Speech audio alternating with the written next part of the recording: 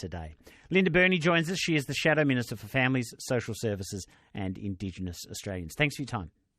How are you, Raf? I'm okay, Linda Burney. What do you make of the government's response? I mean, they're right, aren't they? Government not spending as much money, not borrowing as much money. That's a good thing, no? I think you can probably, and the listeners can probably hear me chuckling. Poor Michael Sukkar must be so giddy from the spin he has just tried with you. It's just codswallop what he's actually saying.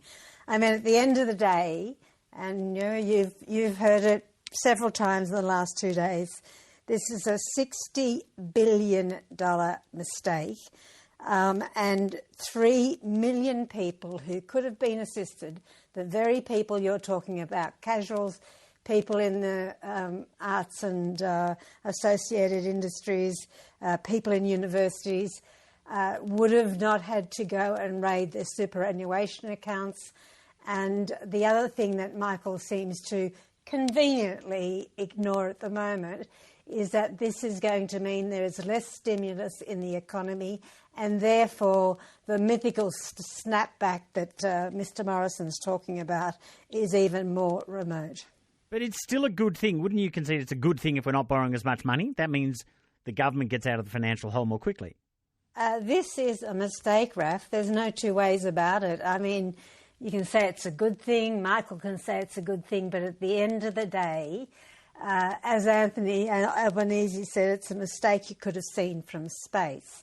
And I have sat and listened to, even up until recently, the government ridiculing the Labor Party's GFC fight back with Kevin Rudd.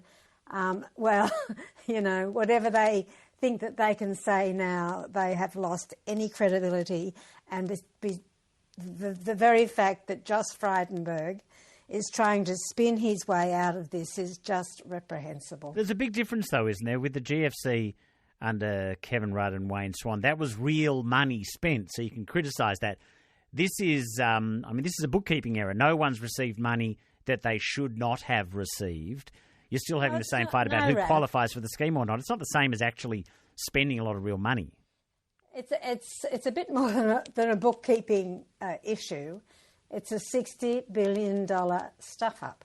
That's what it is. And it means that people have made real decisions that are going to affect them for the rest of their lives, including, as Stephen Jones pointed out today, withdrawing superannuation when you're quite young, and the multiplying factor of that is enormous. Even the Reserve Bank is saying that the recovery is going to be slower. And just let's remember, and I've heard you many times, let's remember what this was about. This was supposed to be about keeping people connected to their work. Firstly, the Treasury and the government tried to blame businesses for the mistake, and then they realised that that wasn't working. Wow. They have to take responsibility. That's the bottom line. Linda Burney is with us. She is the Shadow Minister for Families, Social Services and Indigenous Australians. That means she is part of Anthony Albanese's shadow cabinet.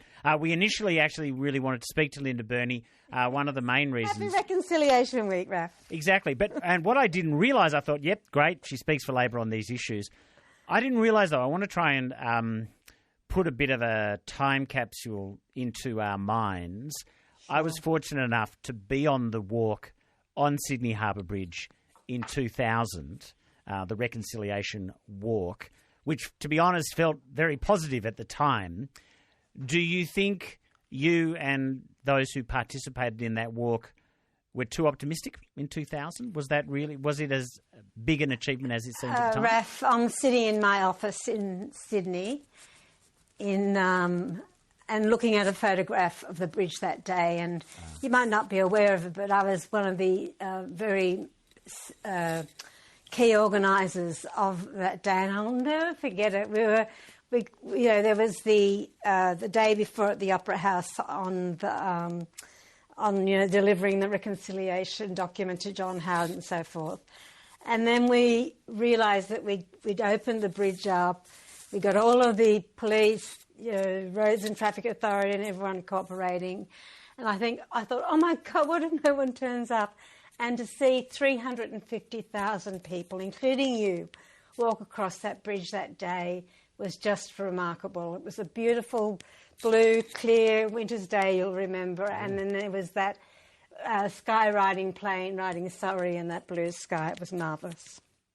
We've still got the same split, though, amongst people. Peter Costello as Treasurer was on that walk. John Howard as Prime Minister was not on that walk. That's still... There's a divide there still, isn't there? Look, I was asked this question earlier today a little differently. And the question was, well, how far have we come? And I think that Australia has made enormous steps on the road to reconciliation. But for me, Raf, reconciliation is not a destination. It's actually a journey. And I really encourage people to think of it like that. Isn't that a deflating statement? Doesn't that rob people of their expectations if you say that? No, I don't think it does. I mean, I have been part of this process for, 40 years, and I was on 2 of the reconciliation councils under Patrick Dodson when he was the chair. So I know the area pretty well. And the real power of this movement is what happens at the local level, where local councils work with the local communities to erect monuments commemorating a massacre, and people come together and towns heal. Can I try and counter that, Linda Burney? That is what reconciliation is about. We had this debate, if you can call it that, over a tweet in Victoria. I think it's very difficult for some people to still even see any potential for the arrival of someone like Captain Cook to have any negative consequences for Indigenous Australians. There's still a real inability to see that as the beginning of some bad news for some Australians. If that's still a furious debate, how far do you think we've come? Well, that's a very good point. And to me, the absolute key to what you're describing is the capacity for truth-telling, which is one of the 3 parts of the Uluru Statement, which Labor is, of course, supporting. The capacity for a nation to own its truth. And I do think you are right. Australia still has some distance to travel in this space, but we have travelled a great distance where I think we are a much more informed nation today than what we were 5 or 10 years ago. But there is still a long way to go. And part of truth-telling is what John Howard steadfastly refused to do, and accept that it's all of our responsibility. It's not about guilt. It's not about, I wasn't around 200 years ago, but the trauma of 200 years ago still travels with Aboriginal people through the generations. And therefore, if we can all own the truth, then how amazing would we be as a country? It's a rich heritage we can all draw on. Thanks so much for your time. Thanks, Raf. Linda Burney, Shadow Minister for Family, Social Services and Indigenous Australians. There are heaps of texts and calls in response to the JobKeeper issues we raised with Michael Sukkar. I'll come to them after we get some headlines from the newsroom.